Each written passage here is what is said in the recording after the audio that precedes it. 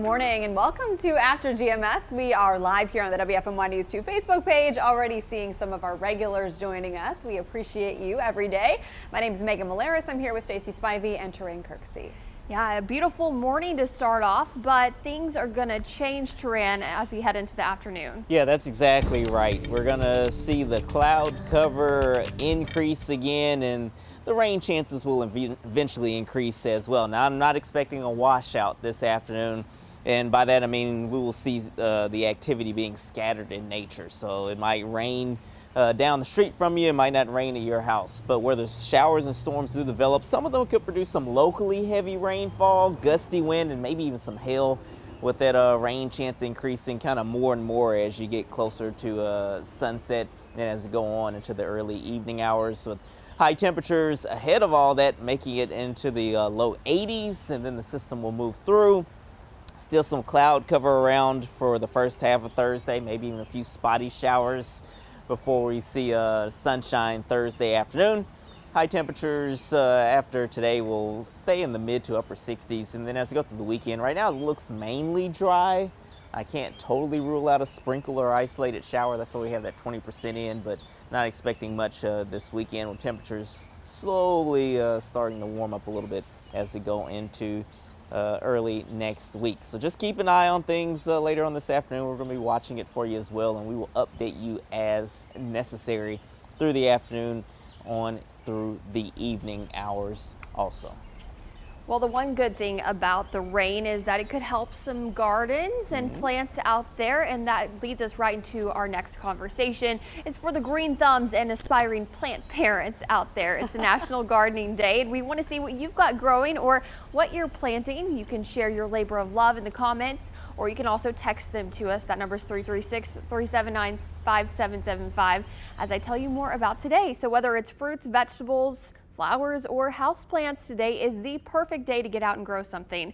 National Gardening Day was first founded by Cool Springs Press, which is a gardening book publisher.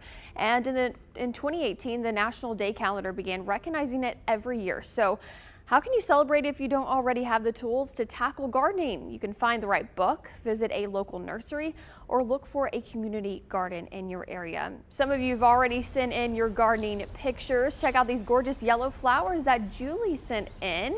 Another viewer shared a picture of their seeds saying, favorite time of the year, my plum tree I planted 4 years ago is starting to bloom for the second year. That's very exciting.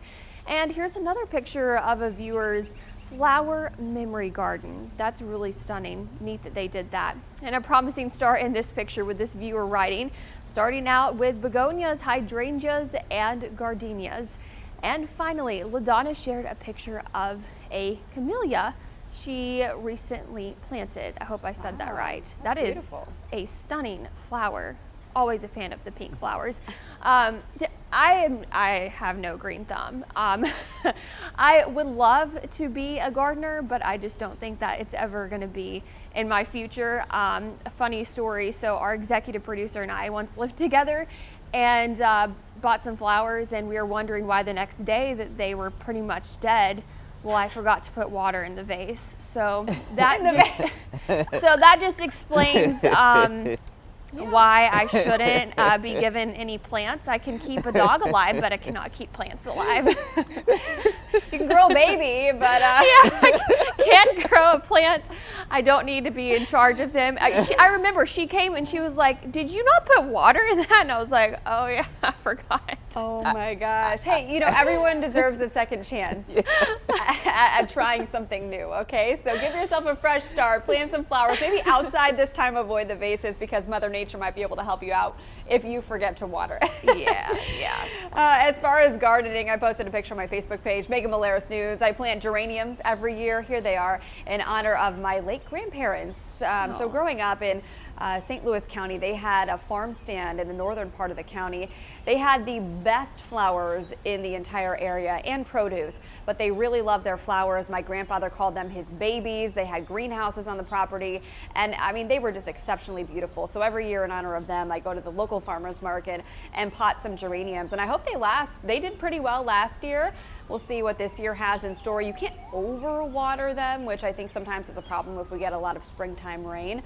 But Turan, all in all, they seem to do pretty well in this climate. Yeah, they're pretty hardy here in North Carolina, it appears, from what I've seen from our neighbors' front porches, because we don't have anything that that's pretty or anything like that in our front yard. Just shrubbery, because it can handle freezes and it can handle a lot of rain and a little bit of rain, all that type of stuff. So we try occasionally. I think we get mums in the fall. I think that's what they're called. I don't know. They just show up on the front porch. My wife puts them out there. I'm like, oh, flowers. And so I say all that to say I have no green thumb at all. So I try to stay away from messing anything up. But I think when I have brought flowers home, I have put water in the vase. You know, step ahead of I've started with here. step one. it was one time, okay? It happened one time, I think. Probably have forgotten. I forget to put the second and third, rounds of water in, so I don't feel bad. Change out the water. Yes, you have to do that occasionally too, and then clip the stems at a diagonal. I did learn that. Okay, that helps. Yeah, some people add a little aspirin or something, to help the water, but. Whatever it takes, just maybe don't trust your flowers with Stacy's ivy.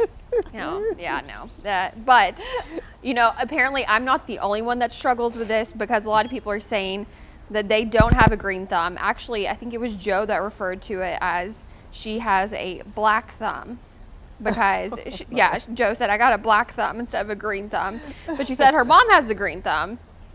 And Tamrika says everything I plant dies, literally. And Gloria said I don't have a green thumb at all. So guys, you're not alone. I don't either. But there are some people that are excited about some of the things that they have planted. Jessica said we did a big garden last year, but this year I think we want to keep it small, add some flowers, because my 2-year-old loves flower. Oh, that's so sweet. And then let's see, I'm scrolling up. Scott said, no gardening here, but I did plant a fig tree 3 years ago, and this is the first year I began seeing the results. That's pretty cool. And then Jason, always making us laugh. He said, I've got some weeds growing and they are doing well. I can confirm that the ones in my backyard are doing well as well. Can I take credit for those? You called them shrubs earlier. Shrubs are different from weeds. So which one is it? Well, the weeds are growing because I didn't take care of what I need to take care of to stop them from growing. So, you know what? It's like I took care of them to make sure that they could grow and have the flowers and the bees and all that other stuff around there. So there you go. I'm going to take credit for those, so I'll feel better about myself. Doing your part to help the bees. Exactly. Okay. Yeah. We'll give you that one.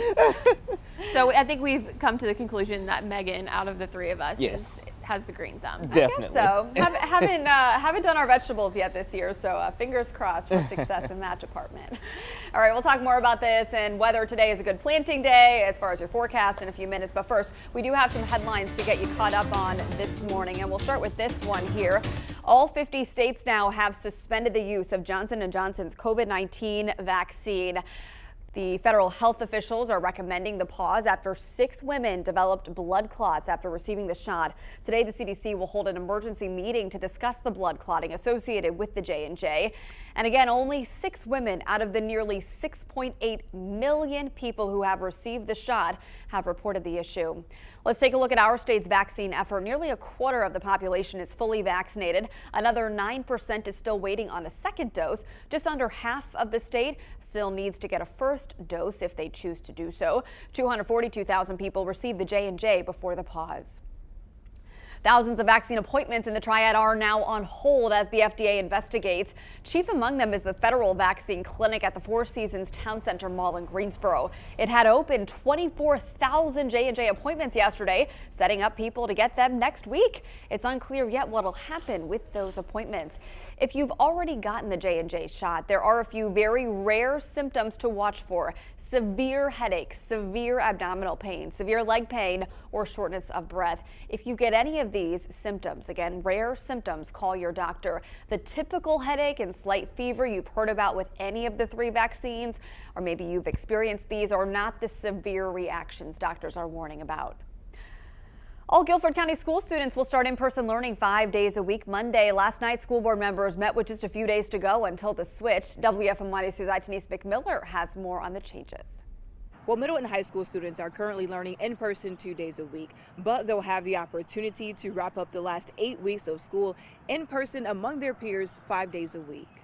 A few changes come with the students' return. Social distancing will shrink from 6 to 3 feet. Students will no longer have to answer COVID screening questions before entering school. The district will do away with temperature checks as well. We've reached out to the school for more insight on how they plan to keep students safe alongside these changes.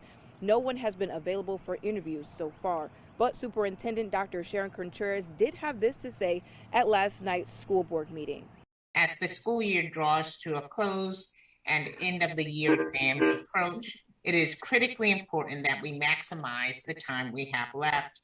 Our schools are ready to continue the success we've seen since the students first returned in March by opening 5 days a week. The district says the changes are in accordance with new guidance from the CDC and state. Many triad schools have already allowed students back in the classroom full time. Guilford County Schools was the last to make that announcement, and Winston-Salem Forsyth County Schools will allow middle and high school students back full time next week. All right, Denise, thank you. And now let's go ahead and get to our next conversation this morning.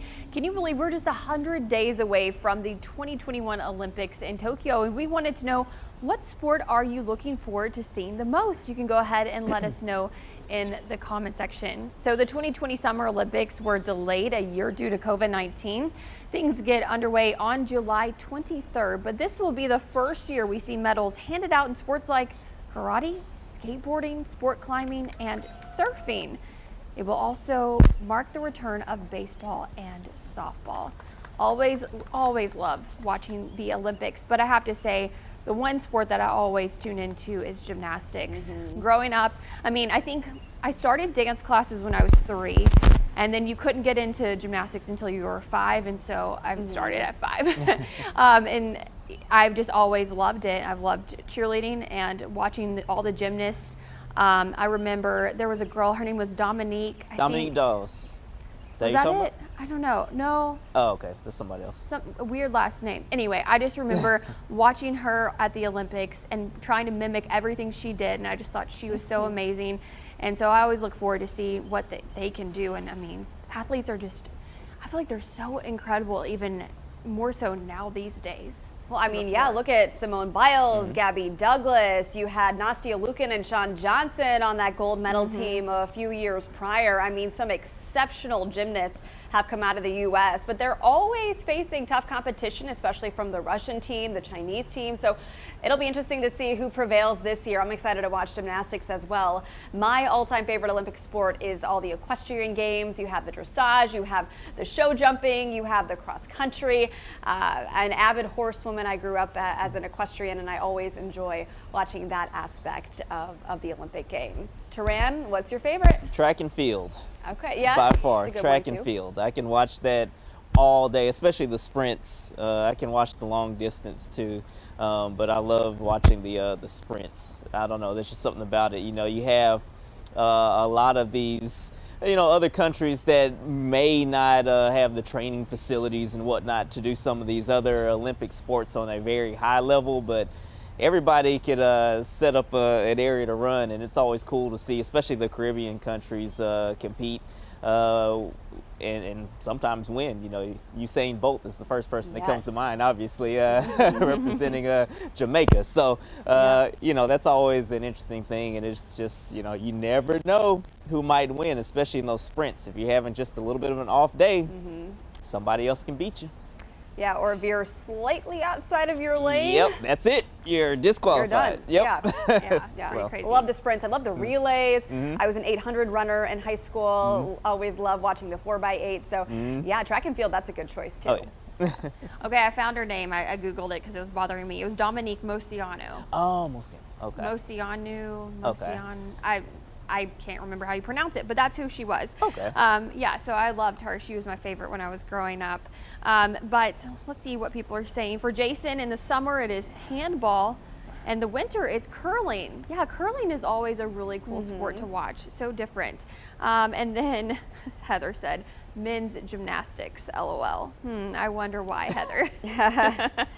Hey, I'm surprised no one said swimming yet. That's always a yeah. popular one. You know, That's a good one. of course, you remember the days of Ryan Phelps and Michael Phelps and Ryan Lochte. You know, that whole dream team there that did so well that year.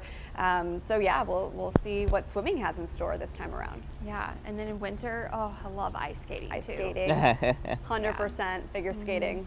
Yes. Yeah, but it's obviously going to be the Summer Olympics, and the weather, it's been feeling like summer, but temperatures are going to start to drop. Yeah, we're going to go from above average today to below average as far as our high temperatures are concerned. Today, a mix of sun and clouds, more sunshine early, then the clouds will thicken up through the afternoon. We'll see a high temperature right around 80. A few neighborhoods may get closer to 82 or 83.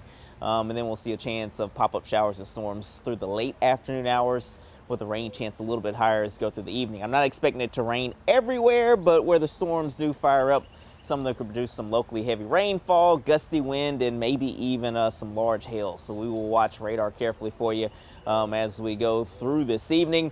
Tomorrow, I know the icon is showing mostly sunny, but I do want to emphasize tomorrow morning is probably going to be cloudy with a few showers around, and then I'm expecting the sunshine to increase in across the area as we go through the afternoon as those clouds clear on out. Windy and cooler tomorrow with highs only in the mid to upper 60s. We'll probably stay in the 60s for highs through the weekend before we start to warm up a little bit as we go through early next week. That's a quick look at your 7-day forecast. Yeah, those lows in the 40s kind of make me a little nervous to continue planting, you know, our first talker of the day. So maybe it is wise to wait until next week or after Mother's Day, perhaps, if you don't mind waiting.